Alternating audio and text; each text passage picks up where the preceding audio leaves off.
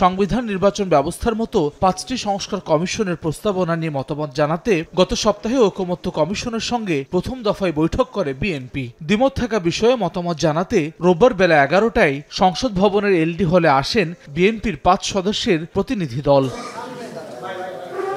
বৈঠকের বিরতিতে বিএনপির স্থায়ী কমিটির সদস্য নজরুল ইসলাম খান বলেন, জনগণের স্বার্থে সংস্কার প্রশ্নে বিএনপির পক্ষ থেকে আলোচনা অব্যাহত থাকবে। পরে সালাহউদ্দিন আহমেদ বলেন, সংসদ সদস্য নির্বাচনে প্রার্থী হওয়ার সর্বনিম্ন বয়সসীমা 21 করার পক্ষে নয় বিএনপি। একই ব্যক্তির দল ও সরকার প্রধান এবং 2 বারের বেশি প্রধানমন্ত্রীর প্রস্তাবেও আপত্তি দলটির। পার্টির যে চিফ তিনি প্রাইম মিনিস্টার হতে পারবেন না, এই প্র্যাকটিসটা তো তেমন আমরা দেখি না। পরপর 2 বারের বেশি কেউ একজন প্রধানমন্ত্রী থাকতে পারবেন না। সন্ধ্যায় বৈঠক শেষে সালাহউদ্দিন আহমেদ বলেন, সবকিছু সংবিধানে অন্তর্ভুক্ত না করে বরং আইন করার পরামর্শ দিয়েছে বিএনপি।